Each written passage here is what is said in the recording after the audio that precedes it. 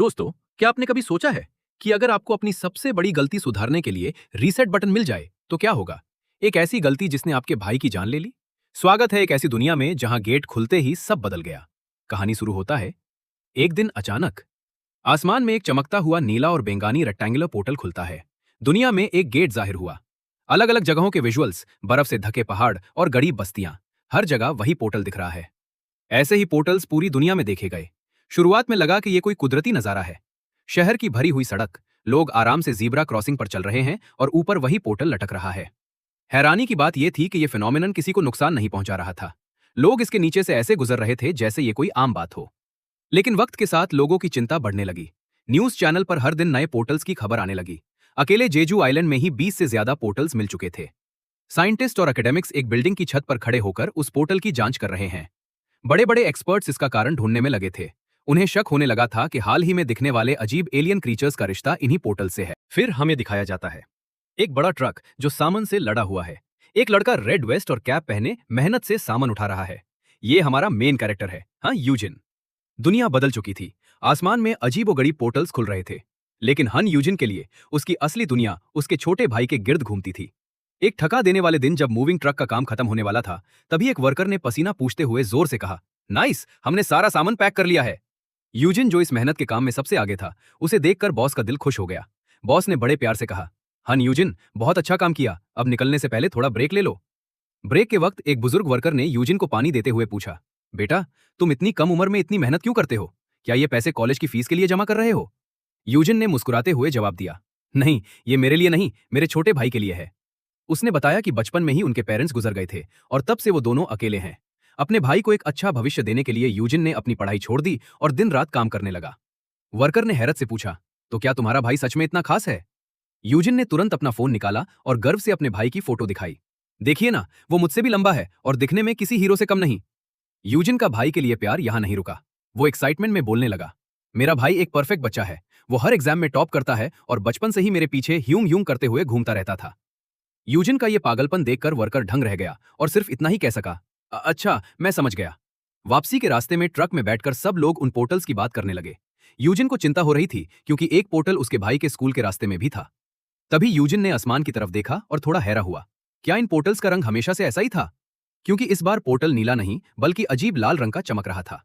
अचानक एक बहुत बड़ा धमाका हुआ। ट्रक जोर से हिला और ऐसा लगा जैसे किसी ने पीछे से टक्कर मारी हो। यूजिन घबरा कर बोला, मैं बाहर जाकर देखता हूं। लेकिन जैसे ही उसने ट्रक का दरवाजा खोला, उसके होश उड़ गए।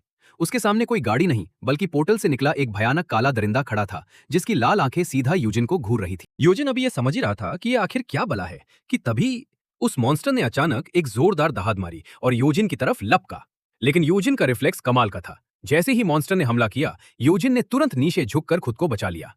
मॉन्स्टर यूजिन को छूकर निकल दिया और सीधा पीछे खड़ी गाड़ी से जा टकराया। ये वही गाड़ी थी जिसमें यूजिन का बॉस और वो बुजुर्ग वर्कर औरत बैठी थी। टक्कर इतनी जोरदार थी कि पूरी गाड़ी हिल गई। अगले ही पल गाड़ी के अंदर से चीखने चिल्लाने की आवाजें आने लगी। यूजिन ने अपने बॉस और दोस्तों की वो दर्द भरी चीखें सुनी तो उसका दिल बैठ गया। लेकिन अभी तो ये सिर्फ शुरुआत थी। यूजिन ने आसमान की तरफ देखा और उसके होश उड़ गए। उस लाल पोर्टल से अब एक नहीं बल्कि दर्जनों मॉन्स्टर बरस रहे थे। शहर की सड़कों पर अब मॉन्स्टर्स का कब्जा हो चुका था। हर तरफ तबाही मचने लगी। लोग अपनी जान बचाकर भाग रहे थे और हर कोने से सिर्फ मौत की चीखें सुनाई दे रही थी। चारों तरफ तबाही मची थी, लेकिन यूजिन का ध्यान सिर्फ अपने बॉस और उनकी वाइफ पर था। वो चीखा, सर, मैं आ रहा हूं। वो बिना अपनी जान की परवाह किए उन्हें बचाने के लिए भगा। लेकिन मौत यूजिन से ज्यादा तेज थी। एक खौफनाक मॉन्स्टर ने बॉस को निशाना बनाया और अपना जबड़ा खोले उन पर झपट पड़ा। बॉस ने डर के मारे अपनी आंखें बंद कर ली। ऐसा लगा जैसे सब खत्म हो गया। लेकिन तभी एक चमत्कार हुआ। एक झटके में किसी ने उस मॉन्स्टर के भयानक मुंह को अपने दोनों नंगे हाथों से पकड़कर रोक दिया। वो कोई और नहीं बल्कि बॉस की वही बुजुर्ग वाइफ थी। बॉस की आंखें फटी की फटी रह गई। उसने हकलते हुए पूछा, डियर, तुमने ये कैसे किया? वो बुजुर्ग औरत, जिनके हाथों में अब इतनी ताकत थी कि वो एक मॉन्स्टर को हिला सके, उन्होंने डरते हुए पूछा, डियर, क्या तुम ठीक हो? जल्दी से यहाँ से भागो। बॉस ने हैरानी से उनके हाथों की तरफ देखा और पूछा, तुम्हारे हाथों को ये क्या हुआ है? इतनी ताकत कहाँ से आई? उन्होंने घबरा कर जवाब दिया, मुझे खुद नहीं पता कि ये सब क्या हो रहा है। उस दिन दुनिया हमेशा के लिए बदल गई। कुछ चुने हुए लोगों के अंदर एक ऐसी ताकत जागी जो इंसानी समझ से पारे थी। ये उनका अवेकनिंग था। उस दिन के बाद से लोग सिर्फ मासूम शिकार नहीं रहे बल्कि वो हंटर्स बन गए, जो उन डंजन में घुसकर मॉन्स्टर्स का खात्मा कर सकें। दुनिया बदल चुकी थी। शहर अब सिर्फ तबाही का मंजर था, जहां हर तरफ आग और धुएं के बादल छाए हुए थे। लेकिन इसी तबाही के बीच एक नई उम्मीद की किरण फूट रही थी। उसी समय कहीं और एक ऐसी घटना हो रही थी जो इस बदलती दुनिया की बुनियाद बनने वाली थी। वो था हन यूजिन का छोटा भाई हन यूhyun। स्कूल का रास्ता भी अब मॉन्स्टर्स और आग की लापेतों में था। स्टूडेंट्स डर के मारे इधर उधर भाग रहे थे। यूhyun भी इसी तबाही में फंसा हुआ था। उसके चारों तरफ आग की लापेतें थी और उसका शरीर जल रहा था। लेकिन यूhyun के चेहरे पर डर नहीं बल्कि कुछ और ही दिख रहा था। उसकी आंखों में एक अजीब चमक थी। अचानक यूhyun के हाथों से काले रंग की शक्ति निकलने लगी। उसका शरीर आग में जलने के बावजूद उसके अंदर एक नई अनजानी ताकत उमड़ रही थी। उसने खुद से पूछा, ये क्या है? वही यूhyun जिसे उसका भाई यूजिन अपनी जान से ज्यादा चाहता था। उस दिन वो एक आम इंसान नहीं रहा। वो दुनिया के सबसे पहले एस रैंक हंटर्स में से एक बनने वाला था।